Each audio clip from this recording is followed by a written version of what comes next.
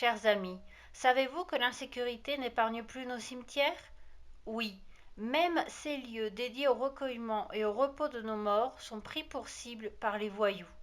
C'est notamment le cas du cimetière du Petit-Quevilly, près de Rouen, en Seine-Maritime. Qu'est-ce que les voleurs ont bien pu y dérober? Des plaques, des médaillons, des statuettes et même, tenez-vous bien, des pots de fleurs. Quand on met quelque chose, on se demande si cela va être encore là le lendemain. Là, par exemple, dans ces vases, il y avait deux belles fleurs. Elles ne sont restées que 24 heures, témoigne une victime de ces larcins auprès de France 3 Région. Elle ajoute: en fait, notre deuil, on ne finit jamais, parce qu'à chaque vol, c'est un coup de poignard. Excédée par cette situation, elle a fini par faire déplacer la sépulture de son père, décédé il y a 5 ans de cela. La mairie tente bien d'améliorer la situation, mais ses moyens sont limités. Notre cimetière est très grand. Il fait 4 hectares et compte plus de 6000 tombes. Quand vous êtes au milieu, vous ne voyez pas l'entrée. Et quand vous êtes au fond, vous ne voyez pas le milieu. Il faudrait donc mettre en place un énorme réseau de caméras. Des caméras vidéo dont l'efficacité reste discutable, car quand on a affaire à des individus, souvent masqués, qu'on ne peut pas identifier dans le cadre d'une enquête, cela ne sert pas à grand-chose, déplore l'adjoint au maire. Notre cimetière est fermé le soir et la nuit, et on ne peut pas mettre des agents en continu 24 heures sur 24 sur le site. On cherche des solutions actuellement, nous n'en avons pas, ajoute-t-il au micro de France 3.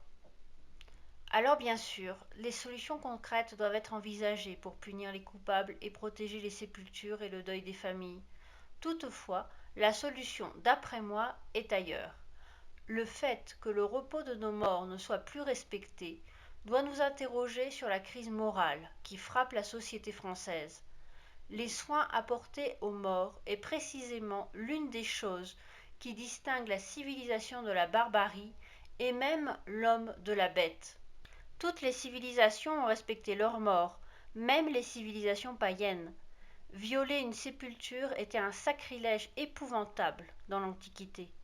Le christianisme a renforcé ce respect dû aux morts. Les corps reposent dans l'attente du jugement dernier et de la résurrection. Ils méritent donc d'être traités avec un respect infini. Il y a encore 50 ans de cela, le prêtre accompagnait le mort à chaque étape de son dernier parcours terrestre, comme le rappelle l'historien Patrick Buisson dans son ouvrage La fin d'un monde. Le prêtre venait à domicile délivrer l'extrême-onction. Il présidait à la levée du corps.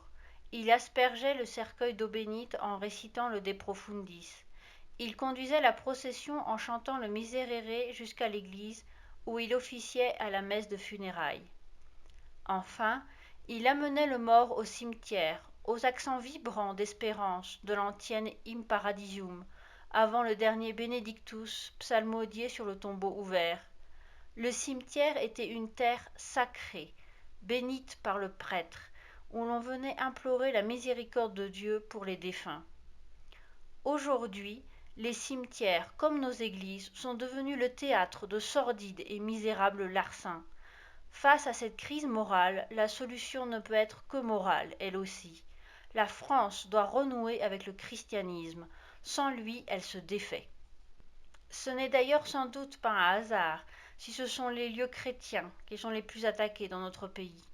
Je vous invite à regarder la vidéo qui apparaît maintenant à l'écran pour apprendre combien d'actes antichrétiens sont recensés chaque année dans notre pays par le ministère de l'Intérieur.